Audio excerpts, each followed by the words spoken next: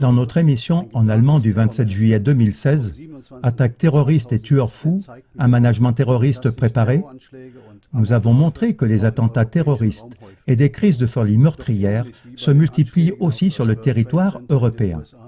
De même que pour les attentats du World Trade Center aux États-Unis, le 11 septembre 2001, on constate de même une accumulation d'incohérences après des attentats et des tueries, contrairement à ce qu'en présentent les principaux médias.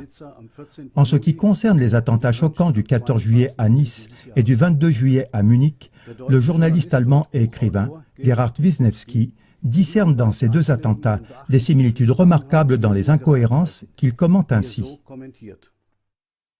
Le coup de chance insolent du reporter Richard G. Il y a des hasards. Est-ce que quelqu'un se souvient du journaliste allemand qui a filmé tout à fait par hasard depuis son balcon le camion de l'auteur de l'attentat? Or, le même reporter a couvert en direct la tuerie de Munich. Fabuleux! Mais malheureusement, c'est exactement à ce point que finit le hasard et que commence la mise en scène. Car il est hautement improbable que 2 fois de suite, un seul et même journaliste se trouve par hasard au bon endroit, au bon moment, sur les lieux d'un attentat. N'est-ce pas? Gerhard Wisniewski reprend soigneusement ce reportage qui soulève quelques questions de la manière suivante. Nice, le 14 juillet 2016.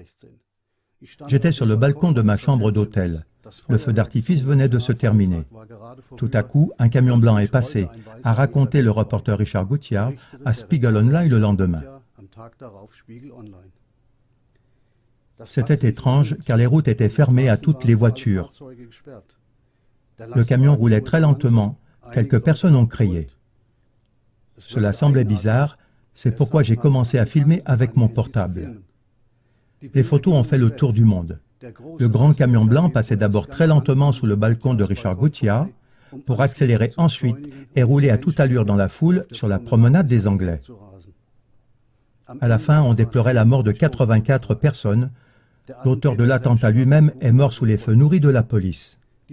Cet attentat est resté dans la triste histoire du terrorisme français comme un nouveau grand massacre. Munich, le 22 juillet 2016. Devant le restaurant McDonald's, tout près du centre commercial Olympia, un homme sort tout à coup un pistolet, le braque sur des passants qui prennent la fuite et commence à tirer. À la fin, 9 personnes ont trouvé la mort, 10 avec l'auteur de l'attentat. Environ 35 personnes sont blessées. Après coup, on dit que le tireur s'est suicidé alors que la police tentait de le capturer. Le reporter Richard Gutjahr était de nouveau tout près de l'événement. Selon ses propres informations, il passait près du centre commercial Olympia lorsque les coups de feu de l'auteur de l'attentat sont partis. Selon une conversation téléphonique avec la chaîne Phoenix, il a suivi de près les voitures de police et il est aussi entré sur les lieux. À la chaîne TV BR24, Richard Gutjahr a dit que les policiers étaient très nerveux. Selon les recherches de Gerhard Wisniewski, Richard Gutjahr a déjà plusieurs fois été un journaliste particulièrement chanceux.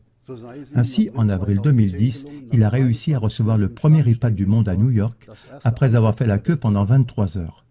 De même, au moment de la révolution en Égypte, il était aussi présent. En effet, il était par hasard en Israël lorsqu'il a spontanément décidé de faire un voyage en Égypte, le pays voisin. Gerhard Wisniewski a découvert de plus que Richard Gutjahr est marié à une ancienne députée du Parlement israélien qui a aussi travaillé un certain temps pour les services secrets israéliens. Est-ce aussi un hasard ou alors cela fait-il partie d'un plan plus vaste? Selon le plan plus vaste, Richard Gutjahr ne se serait pas trouvé par hasard sur les lieux des attaques. Mais les attaques pourraient avoir été orchestrées par les services secrets et présentées de manière politiquement efficace par les médias et leur reporter à succès Richard Gutjahr. Car le président Hollande, par exemple, a pu aisément prolonger l'état d'urgence dans son pays sans l'opposition de la population sous le choc de l'attaque terroriste à Nice. C'est exactement selon le même schéma qu'après l'attaque à Munich, la chancelière allemande Angela Merkel a tout de suite présenté son plan en 9 points, en dépit de toutes les incohérences à élucider. Est-ce que ce plan en 9 points, qui va jusqu'à la mise en action de l'armée allemande, pourrait également avoir déjà été écrit dans l'agenda d'Angela Merkel, comme nous en avons déjà parlé dans notre émission en allemand du 4 août 2016. Pour Gerhard Wisniewski, il y a encore des questions qui se posent en rapport avec les attentats de Munich. Est-ce vraiment par hasard que le journaliste Gutjahr était présent lors des deux attentats? Ou bien Richard Gutjahr était-il informé des attentats imminents de Nice et de Munich? Si oui, comment a-t-il eu ces informations? Quelles sont les relations de Richard Gutjahr avec les services secrets? La police et les services secrets étaient-ils informés des attentats? Si oui, dans quelle mesure y ont-ils participé? Est-ce la police qui a mené Richard Gutjahr sur les lieux de l'attentat à Munich? Sinon, pourquoi la police a-t-elle toléré qu'une personne totalement étrangère la suive? Des incohérences d'une telle ampleur méritent de ne pas être acceptées sans analyse critique, comme tant d'autres informations des médias. Mais elles doivent être proprement investiguées et élucidées à fond.